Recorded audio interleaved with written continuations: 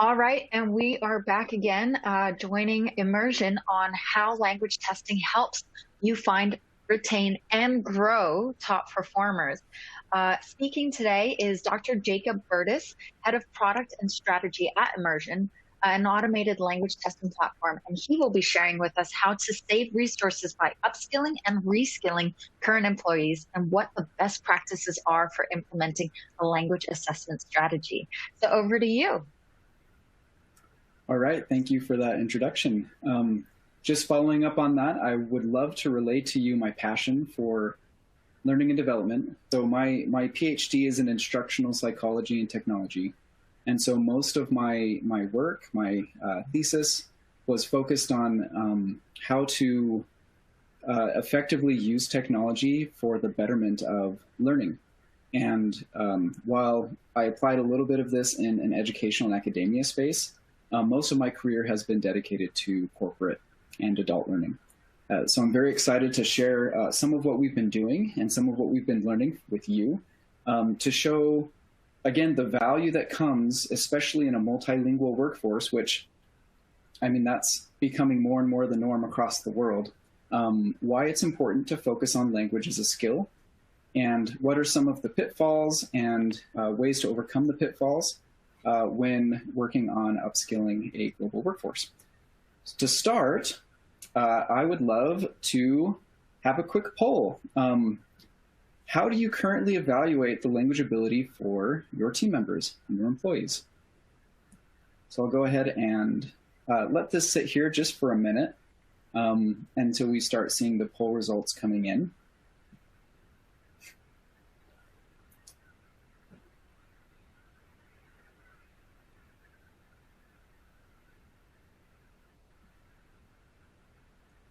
So you'll see in the answers that are provided here that a big chunk of companies that we work with and that I'm speaking with who do have a pain and need surrounding a multilingual workforce either don't have a current test for language ability or they're using some system of in-house raters, which is represented here in the poll as well. Very few, if any, use third-party companies of human raters. There's a couple, and I'm going to point out one use case today that I hope you should find pretty interesting. But still, a very small number are using a third-party automated assessment. And part of today, again, is to see in understanding the purpose and the value that comes from focusing on language for employees in a multilingual workforce, how that positively impacts the business, but also how it impacts things like employee satisfaction and retention, and what some of the best practices are in implementing such a tool. So I'm not surprised by these poll results. It's pretty consistent with those that I've spoken with in the past. So I'd like to make a quick pitch for why this is a topic that's worth talking about. There are a few specific reasons. One is, I think, a little bit more understandable, especially in roles that are more customer-facing. Customer experience is dramatically impacted by the communication ability of the people in those roles. And one of the biggest threats to customer experience and having a solid customer experience is having someone in those roles that struggles with communication ability.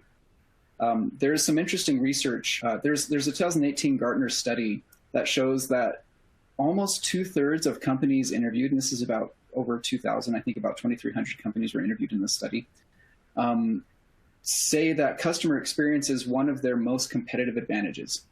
And many of them expect, 82% of them expect that in the next 2 years, it will become their main differentiator. So customer experience is becoming table stakes. It's becoming a way that companies really show their value. And anything that is threatening to customer experience is something that deserves attention. And so in the human resources and learning and development space, ensuring that the team is up to the task of their jobs, they're able to perform well, and in this case, communicate well, especially in client-facing roles, is directly related to the customer experience of the company. Additionally, retention is a huge factor. There's another study by the Harvard Business Review that looked at about 2,000 people across industries, and they showed that companies that engage in what they defined as strong social support reduced turnover risk by 24%. And when they say social support, what they meant was ways to engage employees within their teams and their workforce, so that they had a sense of belonging, a sense of connection, and they felt engaged in their work. And there was a portion that emphasized in multilingual workforces, being able to speak the language and communicate with their teams was an essential part of that sense of belonging.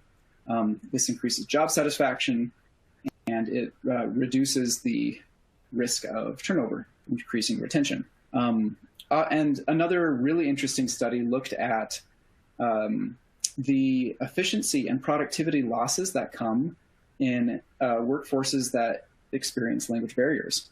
And so in the US, about 65% of companies that were interviewed in this Forbes study showed that language barriers produced loss of productivity. And what was really interesting is this was focused on US companies, and they said it was three quarters of them, so 75% of these companies said it was much easier for an international employee to come and work in the US than it was for someone in the US to go work anywhere else. And that was primarily due to their focus on language, notably Europe and other places being much more focused and well prepared to deal with a multilingual workforce. So hopefully this helps set the stage a little bit for the case of why talking about language, focusing on language, and if you're going to have an L&D focus on language improvement, being able to assess the outcomes and the improvements is essential to a lot of aspects of your business. So what I'd like to do for the rest of the presentation is I have 3 specific companies that we've worked with that highlight some of the pains that they experience when trying to implement a language evaluation system at their company, and then how a lot of those pains have been resolved by leveraging technology and AI automated assessments. So first, this is one of the Big 4 accounting and consulting firms. They requested that we didn't name them by name, but I want to tell a little bit of the story. They were totally bought in to the importance of language training for their workforce, to the extent that they engaged in about 3 hours of assessments. So about 2 hours of those assessments was done internally, where they had a whole process that was administered by a team specifically designed to lead their employees through this. And then they would also have an external 30-minute assessment that they would send off. And that usually took about 2 weeks for results to come back. And so the overall process was quite large, quite involved. And they were screening at least 5,000 employees every year using this process to get a yearly cadence of the language ability of their team and making sure that they were reaching their benchmarks. And so it was incredible to see how much effort, time, and expense they were putting into the system. And what was a little bit ironic was they, as they were relating to us the story of the process they put in place, leadership and executives obviously were looking at this and looking at the expense, and they had to incur more expense to justify the expense. And so in terms of reporting, they actually dedicated specific roles to just take the results and responses from these evaluations that were coming in and to show the aggregate data so they can send it upwards and they can justify why they were doing this. And it was a little bit of a backwards mentality in terms of incurring so much expense to justify the expense itself. But for them, the ROI for improvement in language was strong enough that they were willing to put so much time and effort into this. And so there's the next company that I want to highlight, or organization, is the World Bank. And they experience very similar issues in regards to the time and expense for implementing a language rating system for their employees. one of the big differences was, being a nonprofit, they felt a lot more pressure to implement a process that was fiscally responsible, that didn't take quite the expense that was mentioned before. And one thing I didn't mention with the Big Four accounting firm is both of these groups, as they were talking with experts and trying to set up their best language evaluations, they learned that the best practice for human evaluations is often to employ a dual rating system, where you would have two different raters who would use a set of criteria to rate the ability of the test taker.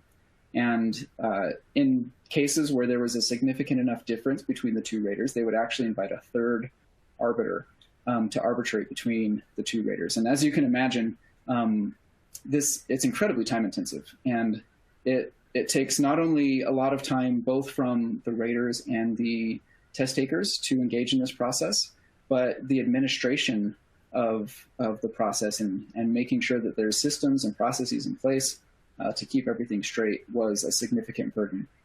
So in the other area where the Big Four, of course, they were concerned about cost, in World Bank, cost was a prohibitive factor. And they continually were under pressure, again, to provide executive leadership justification for the L&D pursuits that they were engaging in.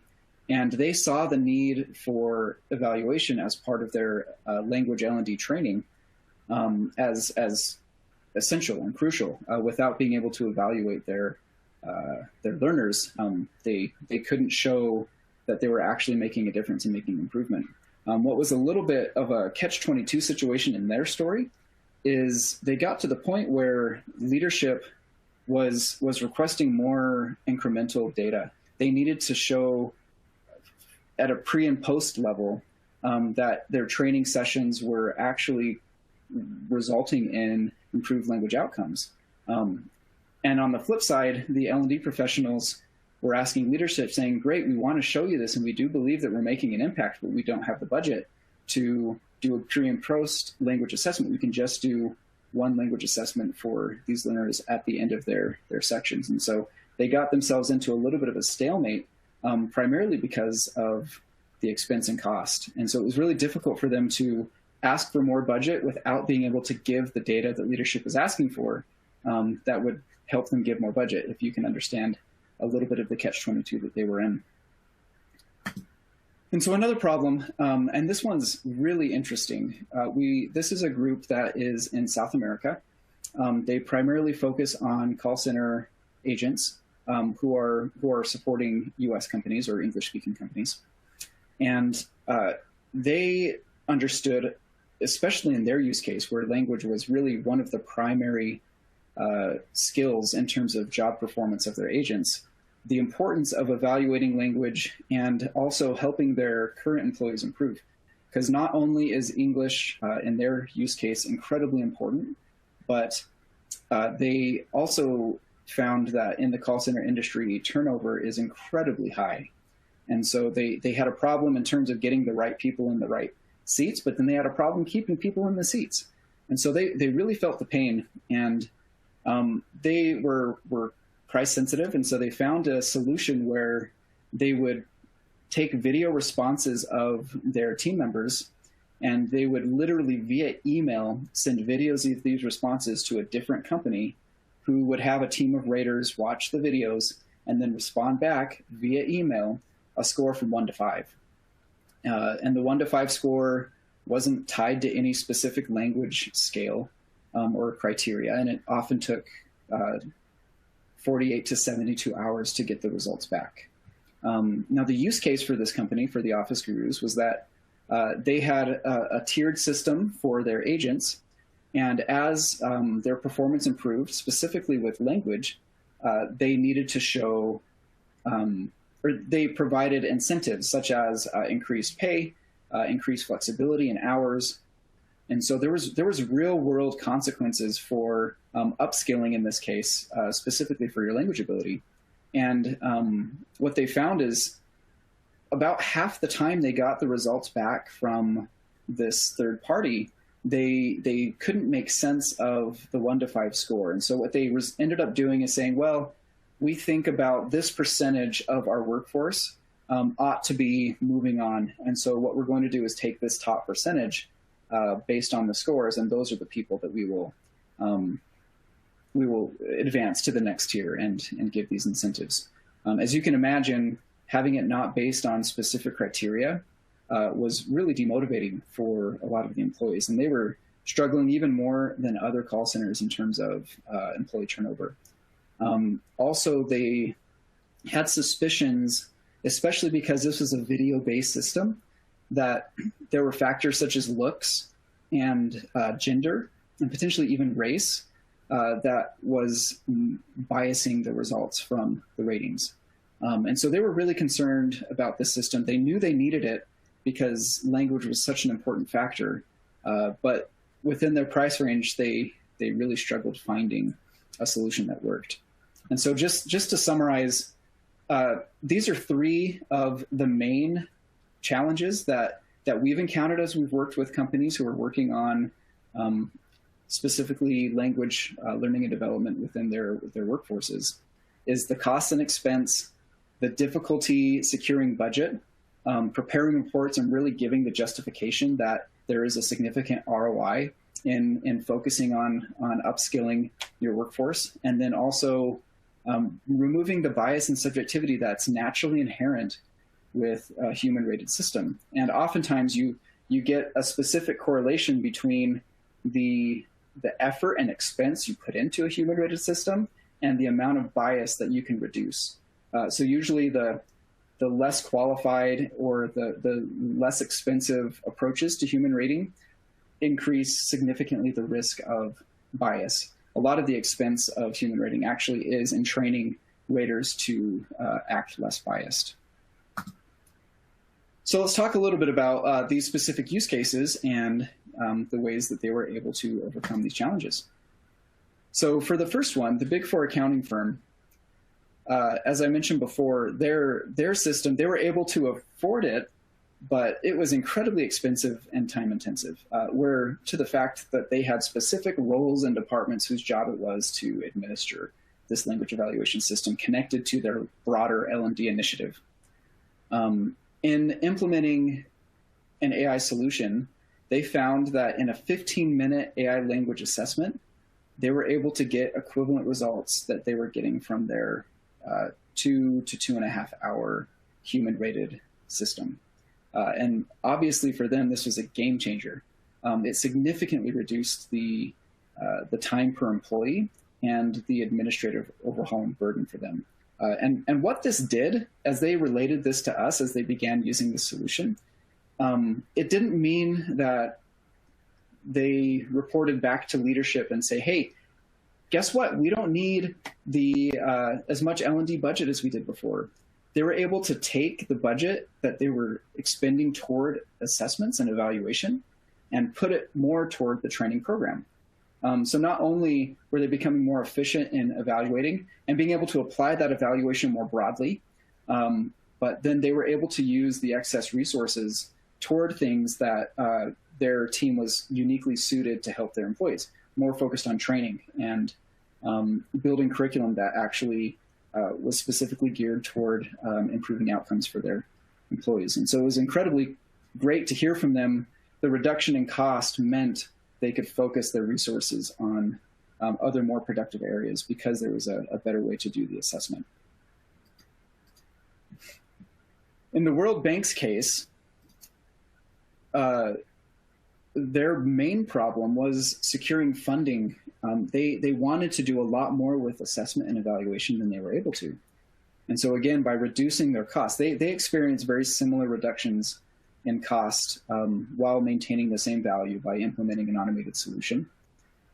They were able to do the pre and post testing to show that their trainings were actually producing the language outcomes that they were claiming. They related to us that the pressure that they were getting from executives about always constantly defending their budget and always, when they made a budget request and they were getting shot down or getting pressure to reduce it, started to alleviate One, because they were spending less money on this evaluation portion, but two, because they were able to use it to better provide the data that executives were asking for in terms of showing a pre and post test for a cohort who was going through a training program, and then show the outcomes that happened. That really helped executives see the ROI that comes from learning and development initiatives. And that's one of the huge benefits of applying language evaluations for multilingual workforce. And then in the last case, for the OfficeGurus, surprisingly, well, maybe this isn't surprising, but as I mentioned before, the solution that they went and found was a fairly inexpensive solution. So the price for the assessment didn't change much. However, the overhead in terms of their being able to administer and then receive the results of the assessments reduced the burden on their team significantly. As I mentioned before, they were using an email system to send videos and get ratings back and forth. And they had to create their own tracking with spreadsheets, and oftentimes that was people whose job wasn't just to administer these assessments. They weren't one of the big four accounting programs. They're a little bit smaller of a solution. And so they had people in their human resource and learning and development departments that were really overworked. But by being able to implement a system where administration was as easy as a click of a button, and results immediately funneled back into the system where they could see on a table and a dashboard the results for those that needed to take the test. And then they could also see, go ahead and search for specific people if they needed to. For them, that was the most innovative part of the entire solution, was just having all of the results in one place. Beyond that, though, being able to tie their language evaluations to specific criteria, and not just any criteria, but ones that are well known. So CFR, the Common European Framework of Reference, is typically the language scale that's used internationally, but also having ties to ACTFL, or the American Council on the Teaching of Foreign Languages, gave a lot of trust, both within themselves as they were making these decisions about when to level up their employees, but also it showed the employees that they had enough trust and confidence in the system. And so they felt less unfair about the entire system, because they were able to see that there was an objective process being put in place, which after 3 months of using the solution, they saw almost a 20% reduction in turnover during that time, which they attribute directly to employees being in the right places and feeling like they were being treated fairly in the evaluation process, especially when it comes to things like compensation and raises and other job perks. So these are a few examples of the pains that some companies, as they understand the need to incorporate evaluation into their L&D training portfolio, specifically for multilingual workforce, the problems they went through, and as they were working through these problems, finding a solution that could leverage technology to handle the assessment evaluation portion of what they were doing, so they can spend their focus and resources on things that they were uniquely suited to do, such as curriculum and training delivery. So as a reminder, we are Emmersion. So my name's Dr. Jacob Burtis, and I am one of the co-founders of Emmersion, and I've always had a vision of closing the global communication gap. And so we've implemented a system that we can certify the language ability of teams so that it can help people unlock better opportunities. It can also help companies be a lot more efficient and utilize their resources better towards the areas of pursuit that they are most interested in. So thank you so much for coming to the presentation, and I would be more than happy to answer any questions. While we wait for some questions to come in from the audience, I just had a couple that kind of sprung to mind because you did talk about how this really should be a priority for many businesses, and it currently isn't. And it is often very, very difficult to get that buy-in and investment from leadership when there are certainly other areas that businesses feel should take precedence. How would you recommend businesses that realize there is that gap, there is, that need to approach certain leaders in getting that buy-in, because you talked about preparing reports and evidenced ROI, talked about cost, and we talked about, bias and subjectivity. But what's that step beforehand to kind of get the leaders to understand that this is important? That is a great question. And I'll give a little bit of internal insight to what it's like for us as we're working with new clients. While oftentimes we can get learning and development or HR leaders to really see the vision of what we provide, they're not the ones who have the budget. And so what we've learned is a lot of times in our messaging as we're working with companies, we actually reach out to operations and sales, and we are able to show that one of the key differentiators of your company is your customer experience.